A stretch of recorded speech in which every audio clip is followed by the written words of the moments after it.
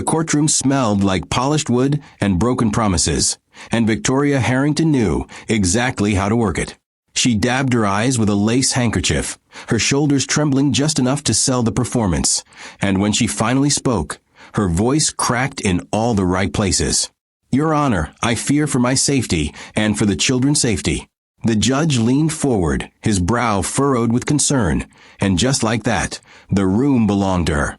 But what the judge didn't see, what nobody in that courtroom saw except two 10-year-old twins sitting 3 rows back, was the split-second smirk that flickered across Victoria's lips before the tears returned. This wasn't grief. This was a calculation.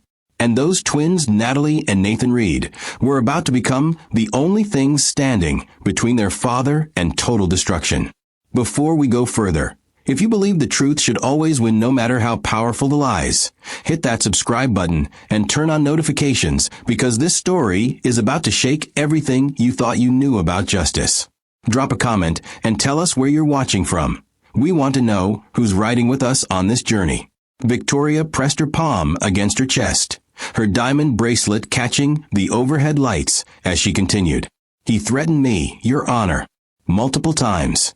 He said if I didn't sign over the estate, he would make sure I regretted it." Her voice rose just slightly, controlling panic bleeding through every syllable. The prosecution attorney nodded, scribbling notes like she'd just handed him gold. Across the aisle, Marcus Reed sat frozen. His hands clenched so tight his knuckles had gone white.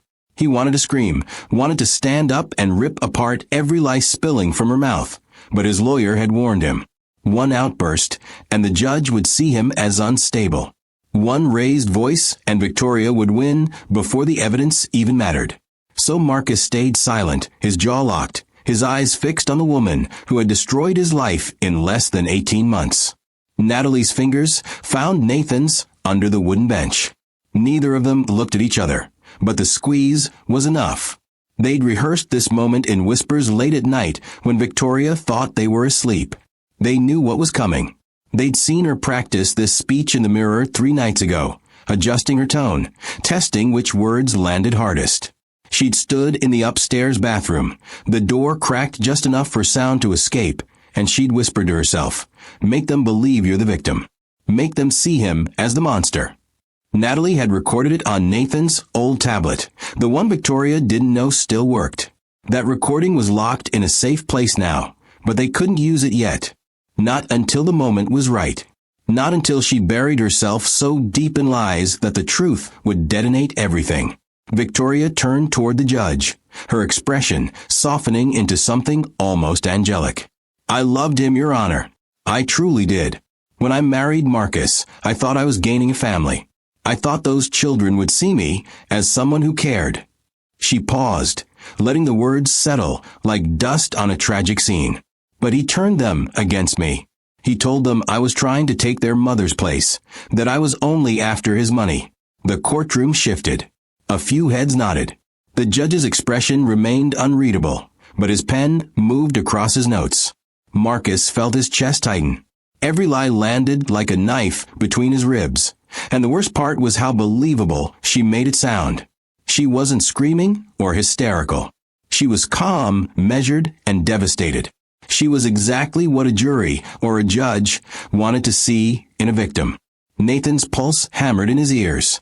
He watched his father's shoulders sag, watched the way his lawyer placed a hand on his arm as if to keep him grounded. His dad looked smaller than he'd ever seen him, like the weight of Victoria's lies was crushing him in real time. Nathan hated it.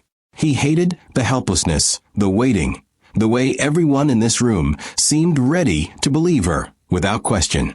But he also knew rushing would ruin everything. They had one shot, one chance to expose her.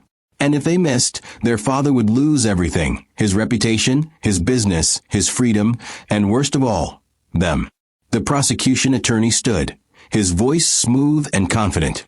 "Your Honor, Mrs. Harrington has provided extensive documentation supporting her claims. Financial records showing unexplained withdrawals, text messages that suggest intimidation, and witness testimonies from individuals who observed Mr. Reed's volatile behavior." He placed a thick folder on the table, the sound echoing through the silent courtroom. Marcus's lawyer shot to his feet. "Objection, Your Honor. Those so-called financial records are being taken completely out of context, and the text messages." The judge raised a hand. "Counselor, you'll have your opportunity during cross-examination.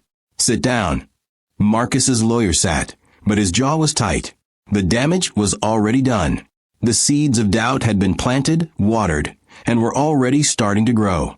Victoria looked down at her hands, her fingers trembling just enough to be noticeable. "I never wanted this, Your Honor. I just want to be safe. I want those children to be safe." She lifted her gaze, and for a moment, her eyes swept across the courtroom, landing briefly on Natalie and Nathan. The twins didn't flinch. They stared back, their faces blank, their bodies still. But inside, Natalie's mind was racing. She'd seen that look before. It wasn't a concern. It wasn't fear. It was a warning. Victoria was reminding them who held the power, who controlled the narrative, who everyone believed. She was daring them to try something. And that's exactly what made her dangerous. The judge folded his hands, his tone firm but not unkind. "Mrs. Harrington, I appreciate your testimony. This court takes allegations of this nature very seriously." He glanced toward Marcus. "Mr. Reed, you'll have your chance to respond, but I want to make something clear. If there is any evidence at all, that supports Mrs. Harrington's claims, this court will act accordingly." Marcus nodded slowly, his throat too tight to speak. His lawyer whispered something, but Marcus didn't hear it. All he could hear was a clock on the wall ticking, each second dragging him closer to a verdict he couldn't escape. Natalie's heart pounded as the judge called for a brief recess. The courtroom began to stir, people standing, stretching, whispering. Victoria stood gracefully, smoothing her dress, her face still composed. She walked past the twins without looking at them, but Nathan saw it, the tiny, satisfied smile tugging at the corner of her mouth. She thought she'd won. She thought this was over. But what Victoria didn't know, what she couldn't possibly know, was that the twins had spent the last 3 months preparing for this exact moment. They'd been quiet. They'd been careful. And now, they were ready to burn her entire world down. The recess lasted 15 minutes, but for Natalie and Nathan, it felt like 15 seconds of clarity slicing through months of fog. They stood outside the courtroom near the water fountain, pretending to be just 2 kids waiting for the adults to finish talking, but their minds were rewiring everything they thought they knew. Nathan spoke first, his voice low enough that no one passing by could hear. "Did you catch what she said about the withdrawal on March 15th? Natalie nodded, her eyes sharp. "She said Dad threatened her that day. But Dad was in Seattle for the conference. We went with him, remember? We stayed at that hotel with the weird elevator." Nathan's jaw tightened. She's lying about dates she thinks nobody will check. And that's when it clicked for both of them. Victoria wasn't just lying, she was sloppy. She'd rehearsed a performance, but not the details. And details were exactly what would bury her. They walked back into the courtroom as people began filing in, the air still thick with tension, and the faint smell of coffee someone had spilled earlier. Victoria sat at the front, her posture perfect, her face serene like a woman who had nothing to hide. Marcus sat across from her, his eyes hollow, his lawyer whispering something that Marcus clearly wasn't absorbing. Natalie slid into her seat and pulled out a small notebook from her backpack, the kind teachers gave out at the start of the school year. She'd been using it to track everything Victoria said, every story, every claim, every timeline. Nathan leaned over, glancing at the pages covered in Natalie's tight handwriting. "How many inconsistencies so far?" he whispered. 12, she replied without looking up. "And that's just from today." Nathan exhaled slowly. 12 cracks in a perfect mask. 12 chances to prove their father's innocence. But they had to be smart. They had to wait for the right moment, because if they exposed her too early, she'd adjust her story and cover her tracks before they could finish her. The judge returned, and the courtroom settled into silence. Victoria's lawyer stood, a tall woman with sharp eyes and a voice that commanded attention. "Your Honor, I'd like to call Mrs. Harrington back to the stand for a few follow-up questions." The judge nodded, and Victoria rose gracefully, smoothing her skirt as she walked to the witness stand. She placed her hand on the Bible, swore to tell the truth, and sat down with the kind of composure that made her look untouchable. Her lawyer smiled gently. "Mrs. Harrington, can you walk us through the events of April 9th? The day you claim Mr. Reed confronted you in your home." Victoria nodded, her expression pained but controlled. "Of course. It was late afternoon, around 4:30. I was in the kitchen preparing dinner when Marcus came in. He'd been drinking, I could smell it on him, and he started yelling about the estate paperwork I'd asked him to review." Nathan's hand clenched into a fist. April 9th. He remembered that day perfectly because it was his birthday. His dad had taken them to the arcade that afternoon, and they didn't get home until almost 7. There was no confrontation at 4:30 because Marcus wasn't even in the house. Nathan scribbled a note on a scrap of paper and slid it to Natalie. She read it, her eyes widening slightly, and she underlined April 9th in her notebook 3 times. Another crack, another lie. And this one had witnesses, arcade staff, receipts, timestamps on the photos they'd taken. Victoria kept talking, her voice trembling just enough to pull sympathy from anyone listening. He grabbed my wrist, told me I had no right to ask questions about his finances, that I was just a gold digger who married him for his money. She paused, her eyes glistening. I was terrified. I didn't know what he was capable of. Marcus's lawyer shot to his feet. "Objection, Your Honor. There's no evidence supporting any of these claims. Mrs. Harrington is painting a narrative without providing a single verifiable fact." Victoria's lawyer countered smoothly. "Your Honor, my client is recounting her lived experience.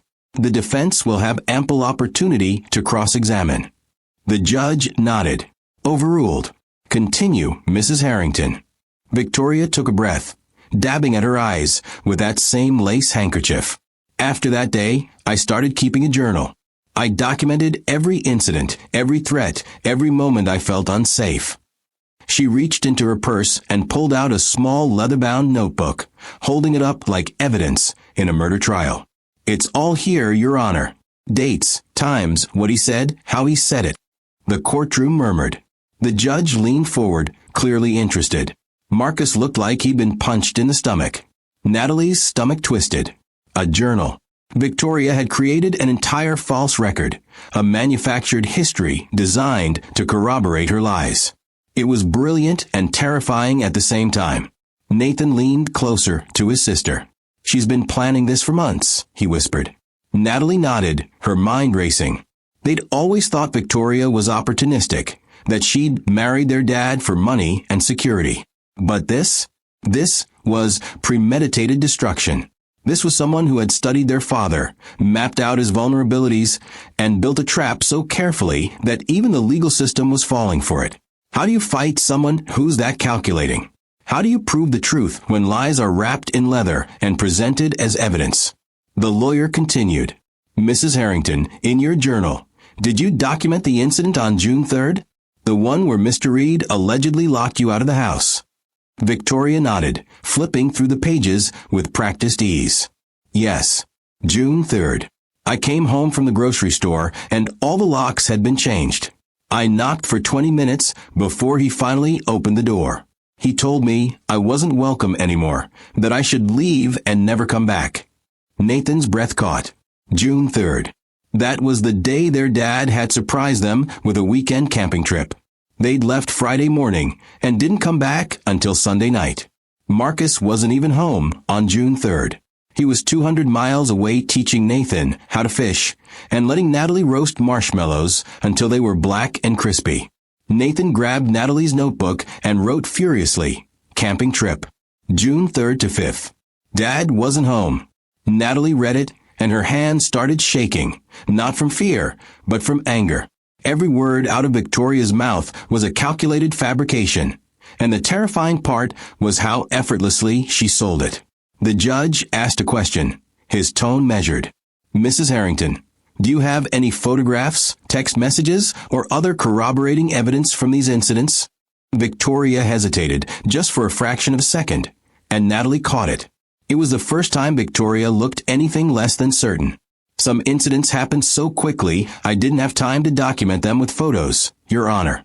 But the journal entries were made in real time. I wrote them immediately after each event. The judge nodded slowly, but Natalie saw doubt flicker across his face. It was small, barely there, but it was something. Victoria's lawyer stepped in quickly. Your Honor, my client was in survival mode. She was documenting what she could while living in fear. We believe her testimony, combined with the journal and the financial records, paints a clear picture of systematic abuse and intimidation. Marcus's lawyer stood again, his voice sharper now. Your Honor, I'd like to request that the defense be given time to verify the dates and claims made in Mrs. Harrington's so-called journal. My client maintains his innocence, and we have reason to believe these allegations are not only false, but deliberately fabricated. The judge considered this, his fingers drumming on the bench. Granted. The defense will have 72 hours to prepare a response. Court is adjourned until Thursday at 9 a.m. The gavel came down, and the room erupted into motion.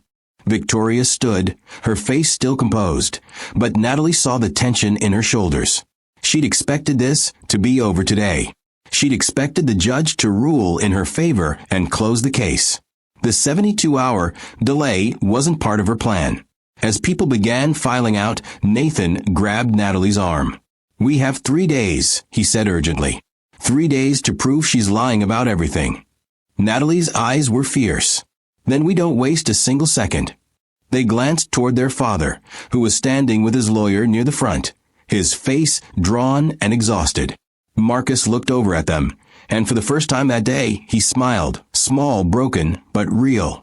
He mouthed 2 words, thank you. The twins didn't smile back. They couldn't. Not yet.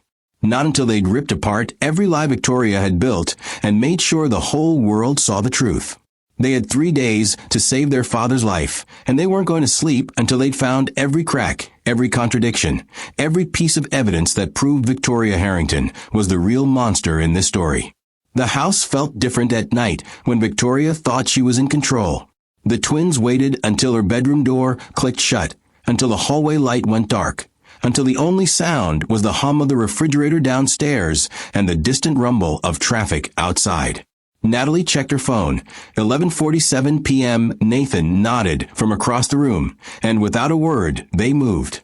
They'd planned this like a military operation, mapping out every creak in the floorboards, every squeaky hinge, every place where sound could betray them. Their father was staying at a hotel per court order, which meant the house belonged to Victoria.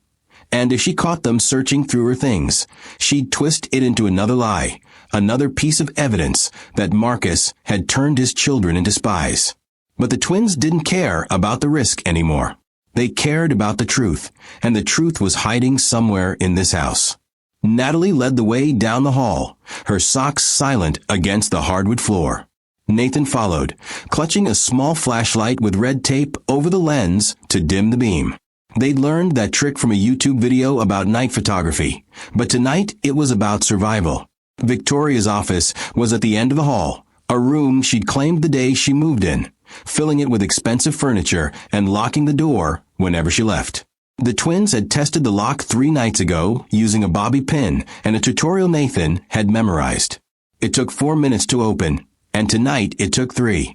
The door swung inward, and they slipped inside, closing it behind them with the kind of care that came from knowing one mistake could destroy everything. The office smelled like lavender and leather, a scent Victoria probably thought made her seem sophisticated. Natalie moved to the desk, while Nathan checked the filing cabinet against the far wall. They worked in silence, their movements efficient and practiced. Natalie opened the top drawer, pens, sticky notes, a half-empty bottle of expensive perfume. The second drawer held notebooks, the kind Victoria used for her so-called journal entries, but these were blank. Natalie's jaw tightened. If Victoria had been documenting abuse in real time, like she claimed, why were there unused journals stacked in her desk? Nathan's voice cut through the quiet, barely a whisper. Nat, over here. She crossed the room in 3 steps. Nathan had pulled open the bottom drawer of the filing cabinet, and inside was a thick manila folder labeled as state documents. Natalie's heart kicked into overdrive. She pulled out her phone, turned on the camera, and started photographing every page Nathan held up. The first document was a property deed transfer form, dated 8 months ago, with Marcus's signature at the bottom. Except Marcus had never signed anything transferring property to Victoria. Natalie zoomed in on the signature. It looked close, but the loop on the R was wrong, too tight, too controlled. Their dad's signature always had a loose, almost careless quality to it. This one looked traced. Nathan flipped to the next page. A bank statement showing a withdrawal of $75,000 from Marcus's business account. The date was March 15th, the same day Victoria claimed Marcus had threatened her, the same day Marcus had been in Seattle. But here was a withdrawal authorized and processed, with a transaction code and everything. Natalie's mind raced. How did Victoria pull off a withdrawal if Marcus wasn't even in town? Unless she had access to his accounts. Unless she'd been planning this long before any of them realized. Nathan found another folder. This one labeled insurance. Inside were policy documents for a life insurance plan Marcus had taken out years ago, back when their mom was still alive. The beneficiary had been changed 6 months ago. It used to list Natalie and Nathan. Now it listed Victoria Harrington as the sole beneficiary. $2 million. Natalie's stomach dropped. This wasn't just about destroying Marcus's reputation or taking his money. This was about erasing him completely and cashing in when he was gone. Nathan's hands shook as he held the document. "She's not trying to leave him," he whispered, his voice cracking. "She's trying to kill him." Natalie wanted to argue, wanted to say that was too extreme, but the evidence didn't lie. A forged signature, a transfer deed, a changed beneficiary, and a court case designed to paint Marcus as violent and unstable. If Marcus ended up dead under mysterious circumstances, Victoria would walk away with everything, and everyone would assume he'd snapped under the pressure. They kept searching, pulling out folder after folder, photographing everything. Bank records showing small, consistent transfers from Marcus's account to an offshore account Victoria had opened under a shell company name. Emails printed and filed, conversations between Victoria and someone named Gerald Frost discussing timeline adjustments and documentation strategies. Natalie's pulse hammered as she read one email aloud, her voice barely audible. "Gerald, the court date is set. Make sure the journal entries align with the financial records. We can't have discrepancies. Once the judge rules in my favor, the transfer will be clean, and Marcus won't have any legal ground to fight back. He'll be financially destroyed and legally powerless. Perfect setup." Nathan stared at her, his face pale. "She's working with someone. This isn't just her." Natalie nodded, her mind spinning. Gerald Frost. They needed to find out who he was and what role he played in this nightmare. Nathan moved to the bookshelf, running his fingers along the spines, looking for anything out of place. One book, a thick hardcover about financial planning, felt heavier than it should. He pulled it out, and the spine cracked open to reveal a hollowed-out center. Inside was a USB drive, small and black, with a piece of tape labeled backup. Nathan held it up, and Natalie's eyes went wide. "That's it," she breathed. "That's everything." They didn't know what was on the drive yet, but if Victoria had hidden it this carefully, it was something she couldn't afford to lose. Nathan pocketed the drive, and they continued searching, adrenaline pushing them forward even as exhaustion pulled at their edges. They found more documents, more emails, more evidence of a conspiracy, so calculated it felt like something out of a crime movie. Except this wasn't fiction. This was their life. Then they heard it, a sound that froze them both in place. Footsteps. Slow, deliberate, coming down the hallway. Natalie's breath caught. Nathan's eyes darted to the door. The lock. They'd relocked it from the inside, but if Victoria had a spare key, if she decided to check her office in the middle of the night, they would be trapped. The footsteps stopped right outside the door. Silence pressed down on them, thick and suffocating. Natalie's hand tightened around her phone, her mind racing through options. Hide under the desk?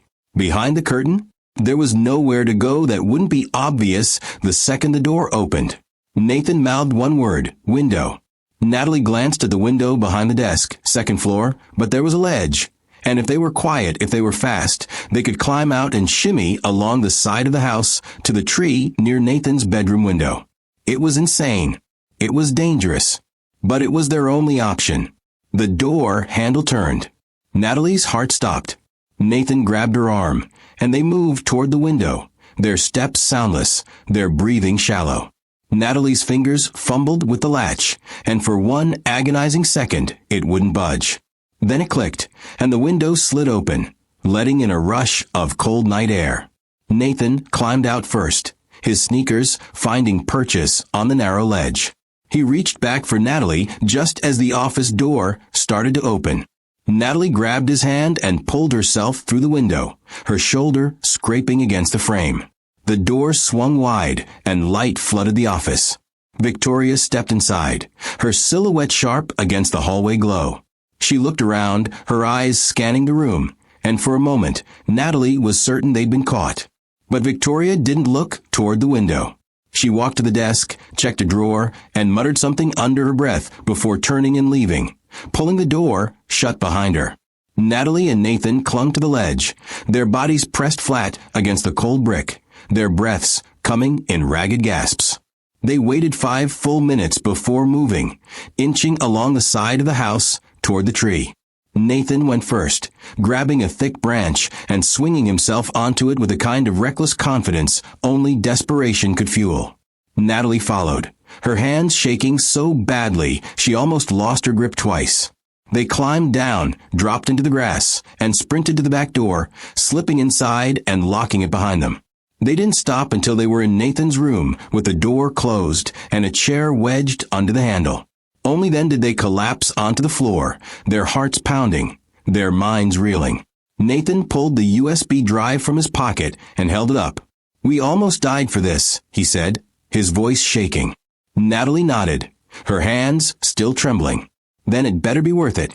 The hotel room smelled like stale coffee and defeat, and Marcus Reed sat on the edge of the bed, staring at his hands like they belonged to someone else. The twins had texted him an hour ago asking to meet, and when they walked through the door with their backpacks and tired eyes, Marcus looked up and saw himself reflected in their faces, exhausted, angry, and fighting a battle that felt impossible to win. Natalie dropped her bag on the floor and sat beside him while Nathan locked the door and pulled the curtain shut. Marcus tried to smile, tried to pretend he was holding it together, but the moment Natalie put her hand on his arm, something inside him cracked. "I'm sorry," he whispered, his voice breaking. "I'm so sorry I brought her into our lives. I'm sorry I didn't see what she was until it was too late." Natalie's throat tightened, and Nathan moved closer, sitting on Marcus's other side. "Dad, this isn't your fault," Nathan said firmly. "She fooled everyone. That's what she does." Marcus shook his head, his jaw clenched against the tears he refused to let fall. "I was supposed to protect you both. After your mom died, that was my only job. Keep you safe, keep you happy. And instead, I brought a snake into our home and gave her everything she needed to destroy us." His voice cracked on the last word, and Natalie felt her own eyes burning. She'd seen her father cry only once before at their mother's funeral, and even then, he'd waited until he thought they weren't looking. But this was different. This wasn't grief. This was guilt, raw and suffocating, the kind that ate you from the inside out. Nathan's fists clenched. "Dad, listen to me. We're going to fix this. We found evidence. Real evidence. Victoria's lies are falling apart, and we're going to prove it in court." Marcus looked at him, his eyes red-rimmed and hollow. What if it's not enough? What if the judge believes her anyway? What if I lose you both? The question hung in the air like smoke, choking and inescapable. Natalie's chest tightened, because she knew that fear lived in her father every single day now. The court order had already separated them, forcing Marcus to stay away from his own home, his own children, while Victoria played the victim and collected sympathy like currency. If the judge ruled against him, Marcus could lose custody entirely. He could be barred from seeing them, from talking to them, from being their father in any way that mattered. And worse, if Victoria's plan played out the way the twins suspected, Marcus wouldn't just lose his kids. He'd lose his life.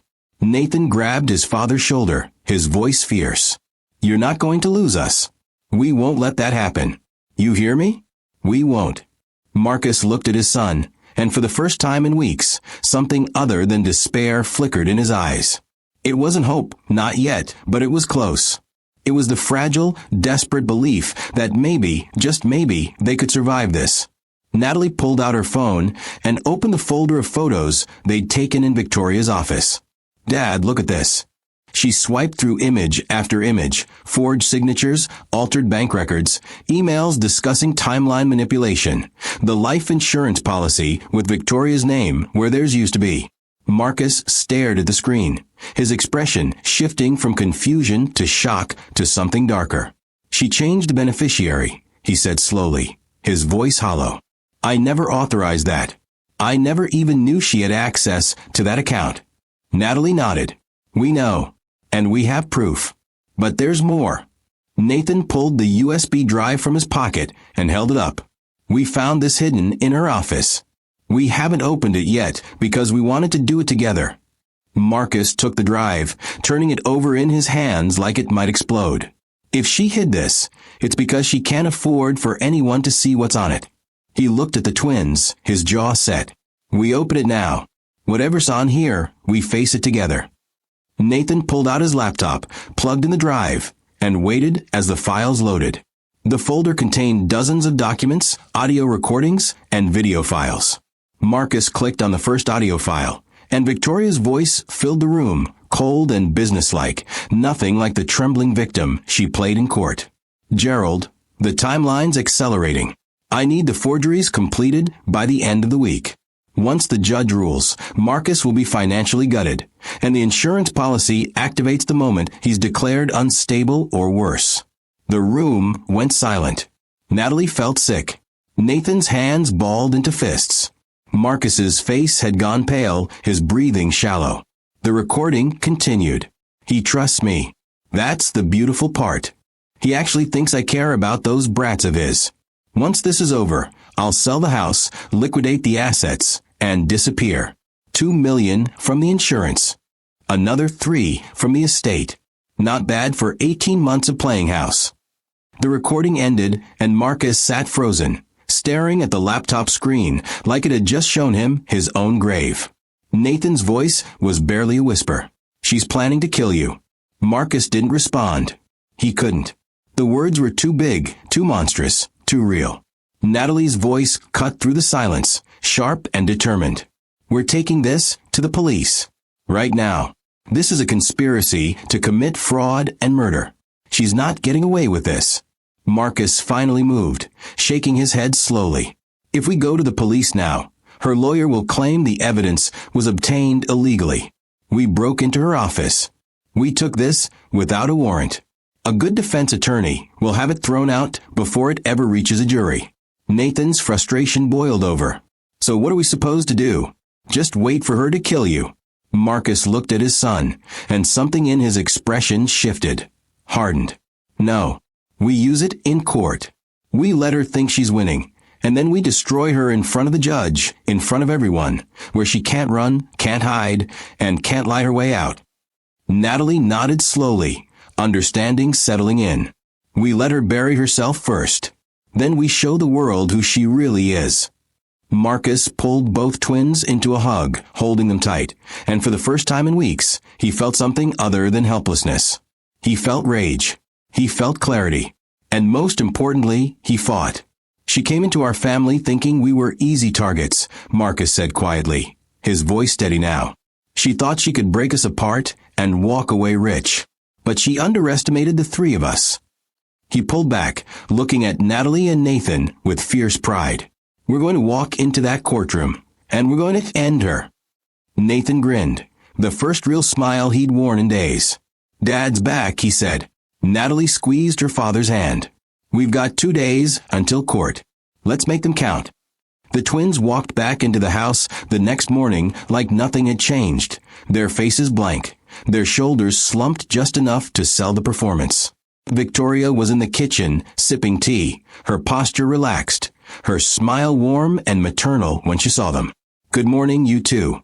Did you sleep well?" Natalie forced a small nod, keeping her eyes down. "Yeah, fine." Nathan mumbled something incoherent and headed straight for the fridge, grabbing juice and moving like a kid too tired to care about anything.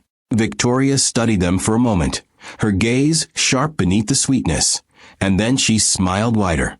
I know things have been difficult lately, but I want you to know I'm doing everything I can to keep this family together. Natalie bit the inside of her cheek to keep from screaming. Instead, she nodded again. We know. Victoria's smile didn't waver, but something flickered in her eyes, satisfaction, maybe even relief. She thought they'd given up. She thought the court hearing had broken them. That's exactly what the twins needed her to believe. Nathan poured his juice slowly, letting the silence stretch, and then casually asked, "When's the next court date?" Victoria's expression softened into something almost pitying. "Thursday morning. I know it's hard, but the judge just wants to make sure everyone's safe. Once this is over, things will go back to normal." Normal. The word tasted like poison. Natalie forced herself to look at Victoria, to meet her eyes without flinching. "Do you think Dad will be okay?" Victoria reached across the counter and placed her hand over Natalie's, her touch cold despite the warmth she was trying to project. "I hope so, sweetheart. I really do. But your father has some things he needs to work through. Sometimes people we love aren't who we thought they were." The lie slid out so smoothly it was almost impressive. Natalie nodded, playing the part of the confused, scared child. "Yeah, I guess." Victoria squeezed her hand once and let go, turning back to her tea. The twins exchanged the briefest glance, a flicker of understanding that lasted less than a second. And then they separated, Nathan heading upstairs and Natalie drifting toward the living room. The game had begun. Over the next 2 days, the twins moved through the house like ghosts, silent and unobtrusive, giving Victoria no reason to suspect they were anything other than defeated. But every moment Victoria wasn't watching, they were working. Natalie cataloged every inconsistency in Victoria's stories, cross-referencing dates with their own memories, with receipts, with timestamps from old photos. Nathan combed through the files on the USB drive, organizing everything into a timeline, so airtight even the best lawyer couldn't tear it apart. They communicated in glances, in notes slipped under bedroom doors, in text messages deleted the second they were read. They couldn't risk Victoria finding anything, couldn't risk her discovering they were building a case that would obliterate her in front of an entire courtroom. So they played weakly. They played scared. And they waited. Victoria, meanwhile, grew more confident with each passing hour. She spent her evenings on phone calls with Gerald Frost, her voice low, but not quite low enough. The twins had planted Nathan's old tablet behind a stack of books in the hallway, its microphone recording every word. "Gerald, everything's falling into place," Victoria said on Tuesday night, her tone smug. "Marcus's lawyer is scrambling. The judge is leaning my way, and the kids are too traumatized to cause any problems. By Friday, I'll have full control of the estate, and Marcus will be lucky if he gets supervised visitation once a month." Gerald's voice crackled through the speaker, muffled but audible. "And the insurance policy?" Victoria laughed, a cold, brittle sound. "Once the judge rules him unstable, it's only a matter of time. Accidents happen, Gerald. Especially to men under extreme emotional distress." The recording cut off as Victoria moved out of range, but it didn't matter. The twins had heard enough. Wednesday afternoon, Victoria made a mistake. She left her phone on the kitchen counter while she went upstairs to shower, and Natalie saw the opportunity. She grabbed the phone, her hands shaking, and opened the messages. Victoria didn't have a lock screen, arrogance or carelessness, it didn't matter. And Natalie scrolled quickly through recent conversations. Most were mundane, but one thread with Gerald stood out. The most recent message read, "Courts tomorrow. Make sure the falsified financial statements are filed by 8 a.m. The judge won't question them if they come through official channels." Natalie's pulse hammered. She screenshotted the conversation, texted it to her own phone, deleted the screenshot from Victoria's phone, and placed it back on the counter exactly where she'd found it. 30 seconds. That's how long the whole thing took. 30 seconds that could save their father's life. That night, the twins met in Nathan's room with the door locked and the chair wedged under the handle. They laid everything out: documents, recordings, screenshots, timelines, witness statements they'd written themselves about where their father actually was on the days Victoria claimed he'd threatened her. It was overwhelming, a mountain of evidence that proved beyond any doubt that Victoria Harrington was a liar, a fraud, and a would-be murderer. Nathan leaned back against the wall, exhausted but wired. "We've got her. There's no way she walks away from this." Natalie nodded, but her stomach was tight with nerves. "We have to be perfect tomorrow. One mistake, one moment where we second-guess ourselves, and she'll twist it. We get one shot." Nathan met her eyes, his jaw set. "Then we don't miss." They sat in silence for a moment, the weight of what they were about to do pressing down on them. They were 10 years old, and they were about to walk into a courtroom and destroy an adult who had spent months building a fortress of lies. It was terrifying. It was impossible. And it was the only way to save their family.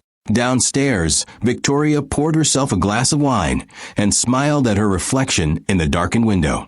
Tomorrow, she'd walk into that courtroom and finish what she started. Tomorrow, Marcus Reed would lose everything, and she'd walk away richer than she'd ever dreamed. She raised her glass in a silent toast to herself, to her brilliance, to her victory. What Victoria didn't know, what she couldn't possibly know, was that 2 kids she'd underestimated were upstairs holding the keys to her destruction. She'd played them. She'd manipulated them. She dismissed them as collateral damage. And that was going to be the biggest mistake of her life. The twins didn't sleep that night. They couldn't.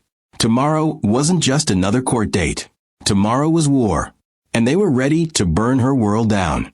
The twins sat in the back of their father's lawyer's office at 7 in the morning, the USB drive on the table between them like a live grenade. Marcus's lawyer, a sharp-eyed woman named Rebecca Chun, had listened to the first audio recording with her arms crossed and her expression unreadable. But by the 3rd file, her jaw had dropped. "This isn't just fraud," Rebecca said slowly, her voice tight. "This is organized crime. Victoria didn't wake up one day and decide to destroy your father. This was planned, funded, and executed with professional precision."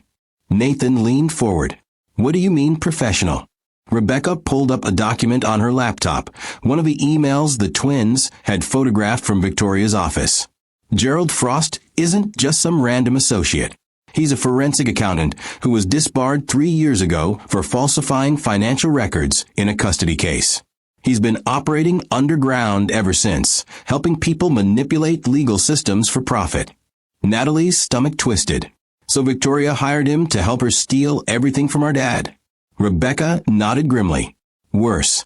Gerald specializes in something called asset extraction through legal coercion. He helps clients marry wealthy targets, fabricate abuse claims, and use the court system to strip them of everything before disappearing. It's a con, and your father wasn't the first victim." Marcus, who'd been silent until now, finally spoke, his voice hollow. "How many others?" Rebecca hesitated, then pulled up another file. "Based on the records on this drive, at least 4. Gerald and Victoria have been running this operation for 6 years. She marries men with assets. Gerald falsifies the paperwork, and they split the proceeds. The last target died 8 months after the court ruled in her favor. Official cause of death was listed as suicide." The room went cold. Nathan's fists clenched so hard his knuckles went white. "She's done this before. She's been killed before." Rebecca's expression was stone. "I can't prove that in court without more evidence. But yes, the pattern is unmistakable. Victoria Harrington isn't her real name. It's an alias. Her real name is Victoria Crane, and she's been operating under different identities across 3 states. Natalie felt like the floor had dropped out from under her. This wasn't just about their family anymore. This was bigger, darker, more dangerous than anything they'd imagined. Victoria wasn't just a gold digger. She was a serial predator who used the legal system as a weapon, and their father was next in line. Marcus looked at his children, his face pale. "If we expose this in court, she'll know we have everything. She'll know we've been investigating her. What's to stop her from running?" Rebecca's jaw tightened. "Nothing. Which is why we don't just expose her. We trap her. She pulled up a map on her laptop, zooming in on financial transactions traced from the USB drive. Every payment Gerald received from Victoria came from an offshore account registered to a shell corporation called Apex Holdings. That account has been active for 6 years, and every transfer coincides with a court ruling in Victoria's favor. But here's the twist. 2 days ago, there was a massive transfer. $300,000 moved from Apex Holdings into a domestic account under the name Richard Calloway. Nathan frowned. Who's Richard Calloway? Rebecca's smile was sharp. Victoria's divorce attorney. He's not just representing her. He's part of the operation. He's been paid off to ensure she wins, and he's been feeding Gerald inside information about your father's legal strategy. The room fell silent as the pieces clicked into place. This wasn't just Victoria. This was a network. Gerald falsifying documents, Richard manipulating the court, and Victoria playing the victim while they bled Marcus dry. Natalie's mind raced. If we expose all three of them at once, they can't cover for each other. They'll turn on each other to save themselves. Rebecca nodded. Exactly. But we need to be strategic. If we come out swinging too early, Richard will object, Gerald will disappear, and Victoria will claim she's being set up. We need to let them think they've won, let them get comfortable, and then we detonate everything in front of the judge where they can't escape. Marcus looked at Rebecca, his voice steady for the first time in days. What's the plan? Rebecca leaned forward, her eyes fierce. We let Victoria testify. We let her lie under oath. We let Richard present his falsified financial statements. And then we introduce the USB drive as new evidence. Once they've committed to their lies on record, we bury them with the truth. If you're still watching and you believe corrupt systems should be exposed no matter how powerful the players are, drop a comment right now and tell us you're standing with this family. Justice is coming, but we need to know you're riding with us until the end. Nathan pulled out his phone and opened a file he'd been working on all night. I made a timeline. Every transaction, every court date, every victim. It's all connected. If we show the judge this pattern, there's no way he can ignore it. Rebecca took the phone, scrolling through Nathan's work, and her eyebrows rose. This is better than half the evidence packets I've seen from professional investigators. How old are you? Nathan shrugged. 10. But I'm really good at puzzles. Rebecca laughed, a short, sharp sound. Remind me to hire you when you're old enough to pass the bar. Natalie wasn't smiling. What if the judge doesn't believe us? What if he thinks we're just kids making things up to help our dad? Rebecca's expression turned serious. That's why we don't present this as your word against hers. We present it as irrefutable documentation. Bank records don't lie. Audio recordings don't lie. Forensic timelines don't lie. And when we play that recording of Victoria discussing the insurance policy and Marcus's potential accident, there won't be a person in that courtroom who doesn't see her for what she is. Marcus stood, pacing the small office, his mind clearly racing. If we do this, if we expose everything, Victoria and Gerald will go to prison. Richard will be disbarred. But they'll fight back. They'll come after us. Rebecca met his eyes. They will.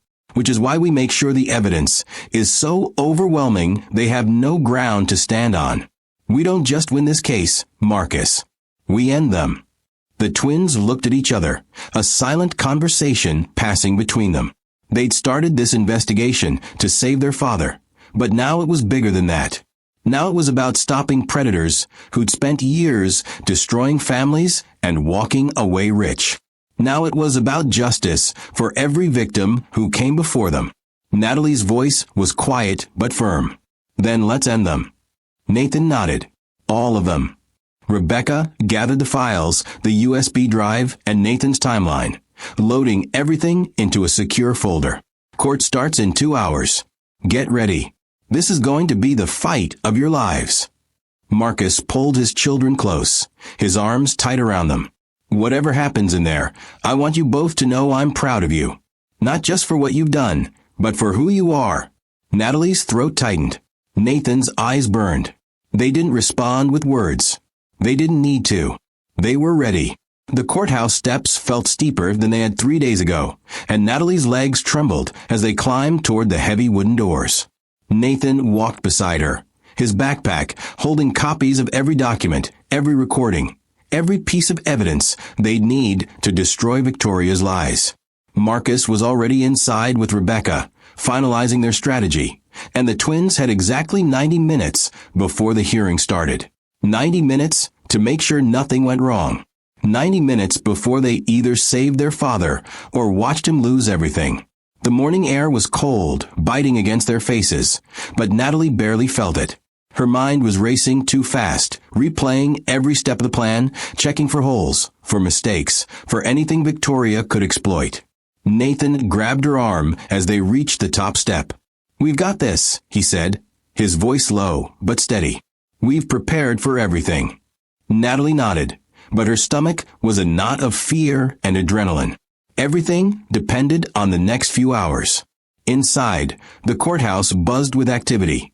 Lawyers in sharp suits, families huddled on benches, security guards checking bags at the entrance. The twins moved through the crowd like shadows, their eyes scanning for any sign of Victoria or Richard Calloway. They found Marcus and Rebecca in a small conference room down the hall, papers spread across the table. Rebecca's laptop open to a presentation she'd built overnight. Marcus looked up when they entered, his face drawn but determined. "How are you two holding up?" Nathan dropped into a chair, terrified, but ready. Rebecca glanced at the twins, her expression sharp. "Good. Terror keeps you focused. Overconfidence gets you killed." She pulled up a document on her screen. "I've been digging into Richard Calloway's finances. The $300,000 from Apex Holdings isn't the only payment he's received. There are smaller deposits going back 18 months, all tied to cases where he represented clients against wealthy spouses. He's been running this scam with Victoria and Gerald for years." Natalie leaned forward, studying the screen. "Can we use that in court?" Rebecca nodded. "Absolutely. But here's the problem. Richard filed a motion this morning requesting that the judge expedite the ruling. He wants a decision today, no delays, no additional evidence hearings. He's trying to close this case before we can present anything that contradicts Victoria's narrative." Marcus's jaw tightened. Can he do that? Rebecca's expression darkened. If the judge agrees, yes. And given how much Victoria has already convinced him, there's a real chance he'll grant the motion. Which means we don't have the luxury of building suspense. We have to hit them hard and fast the second we get an opening. Nathan's pulse kicked up. What if we don't get an opening? What if Richard shuts us down before we can present the evidence? Rebecca met his eyes. Then we make an opening. We force the judge to hear us, even if it means risking a contempt charge. The door burst open, and a bailiff stepped inside, his expression neutral. Hearing starts in 45 minutes. Judge Howard wants all parties in the courtroom at 30. Rebecca stood, gathering her files. This is it. Once we're in there, stay calm, stay focused, and trust the plan. Marcus pulled the twins aside as Rebecca packed up her laptop. "Listen to me. If things go sideways, if Victoria or Richard try something we didn't anticipate, I need you both to stay quiet. Don't react. Don't give them anything they can use against us." Natalie's voice was tight. What if they try to twist the evidence? What if they claim we fabricated it? Marcus's eyes were fierce. Then we let Rebecca handle it. She's been doing this for 20 years. She knows how to fight dirty when she has to. Nathan nodded, but his hands were shaking. "Dad, what if we lose?" Marcus crouched down, eye level with his son. "Then we appeal, and we keep fighting until there's nothing left to fight with. But we're not losing today. Not with what you two have done." They walked to the courtroom together, a silent procession of tension and barely controlled fear. The hallway felt endless, every step echoing too loud, every face they passed a potential threat. Victoria was already seated at the plaintiff's table, her posture perfect, her expression serene. She looked like a woman who had nothing to hide, nothing to fear, and everything to gain. Richard Calloway sat beside her, his expensive suit crisp, his smile confident. He glanced at Marcus as they entered, and his smirk said everything. He thought this was over. Thought Marcus was walking into his own execution. The twins took their seats in the gallery, their backpacks at their feet, their hearts pounding so loud they were certain everyone could hear. The judge entered, his black robe sweeping behind him, and the bailiff called the room to order. Judge Howard settled into his chair, adjusted his glasses, and looked down at the case file. We're here to conclude the matter of Reed versus Harrington. I've reviewed the preliminary testimonies and the evidence submitted by both parties. Before we proceed, does the defense have any new evidence to present? Rebecca stood, her voice clear and unwavering. Yes, Your Honor. The defense has uncovered significant new evidence that directly contradicts the claims made by the plaintiff. We request permission to present this evidence and call additional witnesses. Richard Calloway shot to his feet, his tone smooth but edged with urgency. Objection, Your Honor. The defense has had ample time to gather evidence. This is a transparent stalling tactic designed to delay a ruling that is clearly in my client's favor. I move that the court proceed with the final ruling based on the evidence already submitted. The judge frowned, his fingers drumming on the bench. Counselor Chun, why wasn't this evidence presented during the initial hearings? Rebecca didn't flinch. Because it was only recently discovered, Your Honor. This evidence involves financial fraud, identity theft, and conspiracy to commit harm. It's not only relevant to this case, it's critical to ensuring justice is served. Judge Howard leaned back, his expression unreadable. The courtroom held its breath. Natalie's nails dug into her palms. Nathan's leg bounced uncontrollably under the bench. Everything hinged on the next 10 seconds. If the judge denied the motion, if he ruled based on Victoria's lies, their father was finished. The judge's gaze shifted to Victoria, then to Marcus, then back to Rebecca. I'll allow it. But Counselor Chun, this evidence better be substantial. I won't tolerate theatrics in my courtroom. Rebecca's smile was sharp. Your Honor, theatrics won't be necessary. The evidence speaks for itself. Richard's face went pale just for a second, before he masked it with forced confidence. Victoria's smile faltered, her eyes darting to Richard as if seeking reassurance. The twins exchanged a glance, and for the first time all morning, Natalie felt something other than fear. She felt certainty. The trap was set. Victoria had no idea what was coming, and in the next few minutes, her entire world was about to collapse. Rebecca Chin stood, and the courtroom seemed to shrink around her, every eye locked on the woman who was about to either save Marcus Reed or watch him burn. She walked to the center of the room, her heels clicking against the marble floor, and when she spoke, her voice cut through the silence like a blade. Your Honor, what I'm about to present isn't just evidence of a fabricated abuse claim. It's proof of a criminal conspiracy that spanned 6 years, multiple states, and at least 4 victims before Marcus Reed. The judge's eyebrows rose. Richard Calloway's confident smirk vanished. Victoria's hands tightened around the armrests of her chair, her knuckles white. Rebecca continued, her tone measured but deadly. The plaintiff, who calls herself Victoria Harrington, is in fact Victoria Crane, a woman who has systematically targeted and destroyed wealthy men using falsified documents, forged signatures, and a network of accomplices including a disbarred forensic accountant and, I'm sorry to say, her own attorney. The courtroom erupted. Gasps echoed off the walls. The judge slammed his gavel. Order. Counselor Chun, those are serious allegations. I hope you have proof. Rebecca turned to the twins, and Natalie stood, her legs shaking, but her resolve iron. She pulled the USB drive from her backpack and walked it to Rebecca, her footsteps impossibly loud in the silent room. Rebecca held it up. This drive contains audio recordings, financial records, and email correspondence between Victoria Crane, Gerald Frost, and Richard Calloway. It documents every transaction, every falsified claim, and every victim they've targeted. Richard shot to his feet, his voice sharp. Objection. This so-called evidence was obtained illegally. It's inadmissible. Rebecca's smile was razor-thin. The evidence was discovered by 2 minors in their own home, a residence shared with the plaintiff. No warrant was required.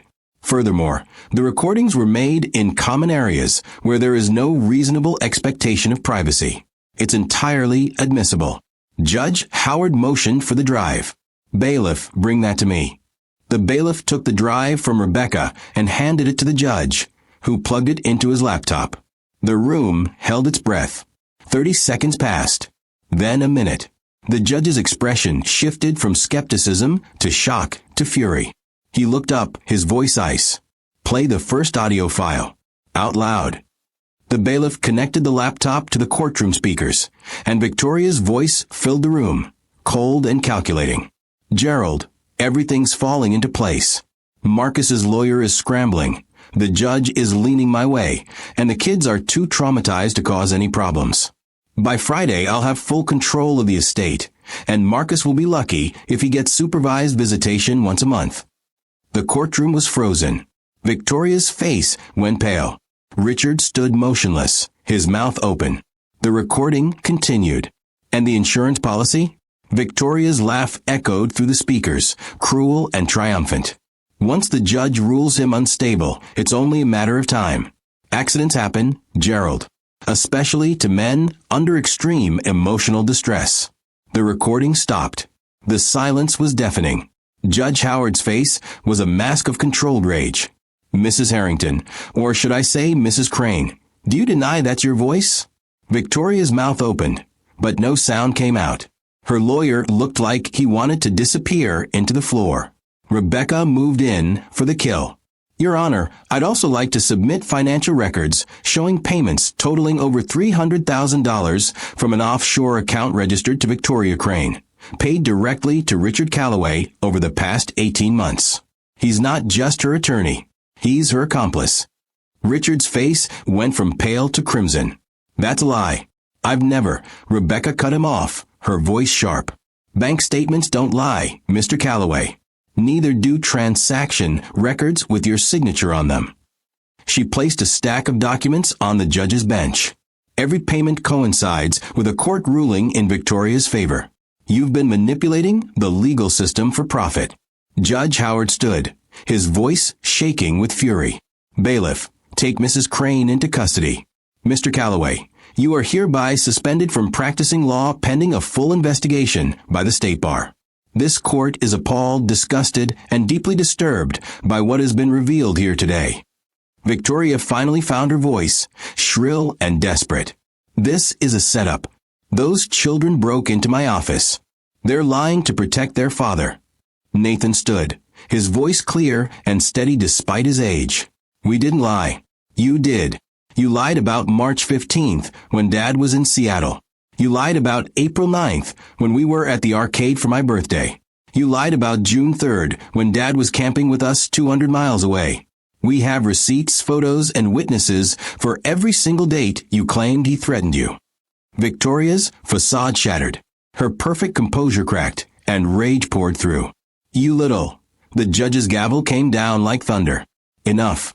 Mrs. Crane, you will sit down and be silent, or I will have you removed. Marcus sat motionless, tears streaming down his face, his hands trembling as he watched his children stand tall and fearless in front of the entire courtroom. Rebecca turned to the judge, her voice calm now. Your Honor, Marcus Reed is an innocent man who was targeted by a predator. His children risked everything to uncover the truth because they knew the system was failing their father. I move for immediate dismissal of all charges against Mr. Reed and request that criminal charges be filed against Victoria Crane, Gerald Frost, and Richard Calloway for conspiracy, fraud, and attempted murder. Judge Howard nodded slowly, his jaw tight. Motion granted. All charges against Marcus Reed are dismissed with prejudice. Mr. Reed, you have full custody of your children, effective immediately. Mrs. Crane, you are under arrest. The bailiff moved toward Victoria, who looked around wildly, searching for an escape that didn't exist. Her eyes landed on the twins, and for a moment, pure hatred burned in her gaze. But Natalie and Nathan didn't flinch. They stared back, unflinching, unbroken.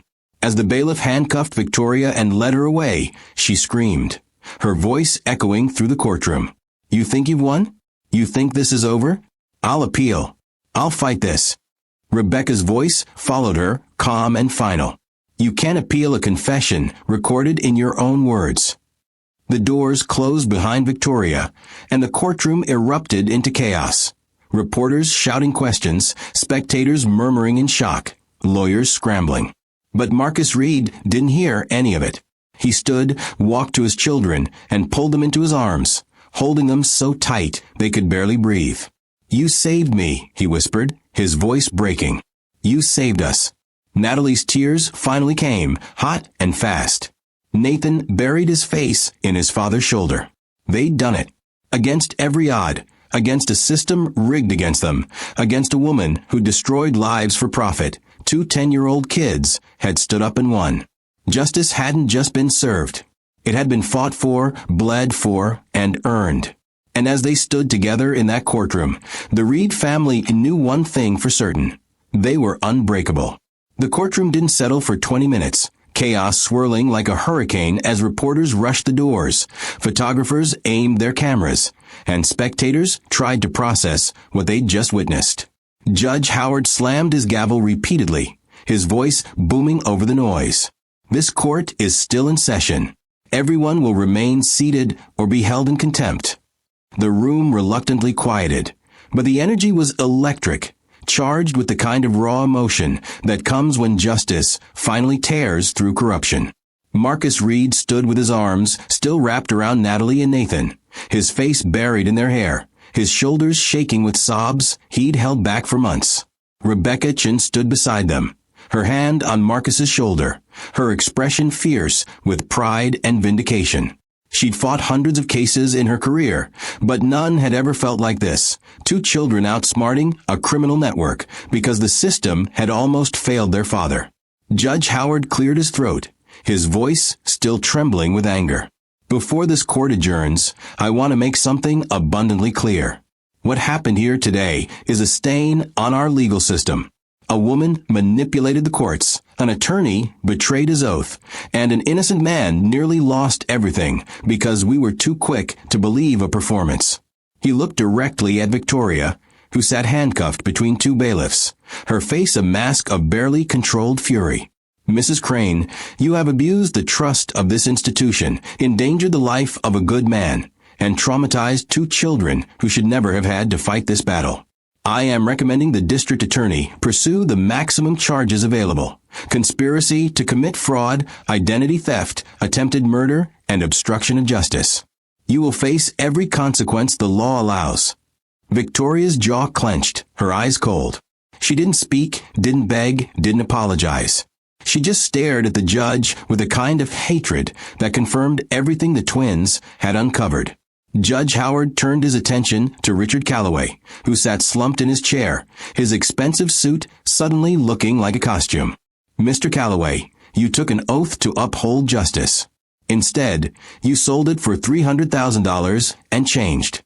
The state bar will strip you of your license, but that's just the beginning. You'll be facing criminal charges as well, and I sincerely hope you spend the next decade contemplating what you've done. Richard said nothing, his face gray, his hands trembling. The man who'd walked into court with a smirk was now broken, exposed, and finished. Judge Howard's gaze finally landed on the twins, and his expression softened. Natalie and Nathan Reed, what you did was extraordinary. You demonstrated courage, intelligence, and a commitment to truth that many adults lack. This court owes you an apology for not seeing through Mrs. Crane's lies sooner. You should never have been put in a position where you had to save your father. But you did, and because of you, justice was served. The room erupted in applause, a standing ovation that started with the bailiff and spread through the entire gallery. Natalie's face flushed, and Nathan looked down at his shoes, overwhelmed by the attention. Marcus pulled them closer, whispering into their ears. Your heroes, my heroes. Judge Howard raised his hand, and the room quieted again. This case is dismissed. Mr. Reed, you are free to go home with your children. Full custody is restored immediately. Mrs. Crane's claims are nullified, and the estate remains entirely in your name. Any property or assets she attempted to claim are hereby returned to you. Marcus nodded, unable to speak, his throat too tight with emotion. The gavel came down one final time. This court is adjourned. The moment the judge stood and exited through the back door, the courtroom exploded again. Reporters swarmed Marcus, shouting questions, but Rebecca stepped in front of them like a shield. Mr. Reed and his children will not be making any statements today. They've been through enough. Any questions can be directed to my office. Marcus guided the twins toward the side exit, away from the cameras and the chaos. They moved quickly, their heads down, their hands linked. Once they were in the hallway, Marcus stopped, leaning against the wall, his chest heaving. "I can't believe it's over," he said, his voice shaking. "I can't believe you did it." Natalie looked up at him, her eyes red but fierce. "We weren't going to let her take you from us. Not a chance." Nathan nodded, his voice steady despite the exhaustion pulling at him. "She thought we were just kids. She thought we'd be too scared to fight back. She was wrong." Marcus pulled them both into another hug, and this time he didn't try to hold back the tears. "I love you both so much, more than anything in this world. You saved my life." They stood there in the empty hallway, holding each other, and for the first time in months, the weight lifted. The fear, the uncertainty, the constant dread, it all began to dissolve, replaced by something stronger. Relief, freedom, family. Rebecca joined them a few minutes later, her expression softer now. "The DA's office just called. They're moving forward with charges against all three of them, Victoria, Gerald, and Richard. With the evidence you gathered, convictions are almost guaranteed." Marcus exhaled slowly. "How long will they go away?" Rebecca's smile was grim. Victoria's looking at 15 to 20 years minimum. Richard's facing disbarment and 10 to 15. Gerald, if they can track him down, is looking at similar charges across multiple states. They're done. Nathan's voice was quiet. "Good. They deserve it." Rebecca crouched down, meeting the twins at eye level. "What you two did was dangerous. You could have been hurt or worse. But you were also brilliant. You built a case that would have impressed seasoned investigators. If you ever want a career in law, you let me know. I'll personally sponsor your education." Natalie managed a small smile. "Thanks. But right now I just want to go home." Marcus nodded. "Let's go home." They walked out of the courthouse together, stepping into the afternoon sunlight that felt warmer and brighter than it had in months. The steps that had felt so heavy that morning now felt lighter, like the weight of the world had finally rolled off their shoulders. Photographers snapped pictures, reporters shouted questions, but Marcus ignored them all. He just kept walking, his arms around his children, his focus entirely on them. When they reached the car, Marcus paused, turning to look back at the courthouse one last time. "That building almost destroyed us," he said quietly. "But instead, it became the place where we won." Natalie leaned against him. "We didn't just win, Dad. We exposed her. We made sure she can never do this to anyone else." Nathan added, his voice firm, "And we proved that kids can fight back. That the truth matters. That lie doesn't always win." Marcus started the car, and they drove away from the courthouse, away from the chaos, away from the nightmare that had consumed their lives for 18 months. The drive home was quiet, each of them lost in their own thoughts, processing everything that had happened. When they pulled into the driveway, Marcus turned off the engine and just sat there for a moment, staring at the house. "She's not here anymore," Natalie said softly. "It's ours again." Marcus nodded, his voice thick. "Yeah, it's ours." They got out of the car and walked to the front door together. Marcus unlocked it, and they stepped inside. The house felt different now, lighter, cleaner, like a curse had been lifted. Victoria's presence was gone, her things removed, her lies erased. It was just the three of them now, the way it should have been from the beginning. That night, they ordered pizza and sat together in the living room, the TV on, but ignored, their conversation flowing naturally for the first time in months. They talked about school, about friends, about plans for the future. They didn't talk about the trial. They didn't talk about Victoria. They just existed together, a family reclaiming their peace. As the twins headed upstairs to bed, Marcus stopped them at the bottom of the stairs. "I know I've said it 100 times today, but I need to say it again. Thank you. For believing in me. For fighting for me. For being brave when I couldn't be." Natalie hugged him tight. "We're a family, Dad. That's what families do." Nathan nodded. "We protect each other. Always." Marcus watched them climb the stairs, his heart full in a way it hadn't been since before their mother died. They'd been through hell, but they'd come out stronger, unbreakable. As Marcus turned off the lights and headed to his own room, he thought about the journey they'd been on. The lies, the fear, the courtroom battles, and the final explosive truth that had set them free. Victoria Harrington, Victoria Crane, had tried to destroy them, but she'd underestimated the power of love, loyalty, and 2 kids who refused to let their father fall. The truth had won. Justice had been served. And the Reed family was finally truly free. Upstairs, Natalie and Nathan lay in their beds, staring at the ceiling, their minds still racing. "Do you think it's really over?" Nathan asked quietly. Natalie was silent for a moment, then answered, "Yeah, it's over. And we won." Nathan smiled in the darkness. "We did, didn't we?" Natalie's voice was soft but certain. "We did. And nobody can ever take that away from us." They fell asleep that night knowing they'd faced the worst and survived. They'd stood up to a monster and won. They'd saved their father and proved that courage doesn't have an age limit. The courtroom had believed the stepmother's lies, until the twins exposed the truth live in court. And that truth had set them all free. Thanks for watching, and make sure to subscribe to the channel and drop a comment telling the part of the story you enjoyed most.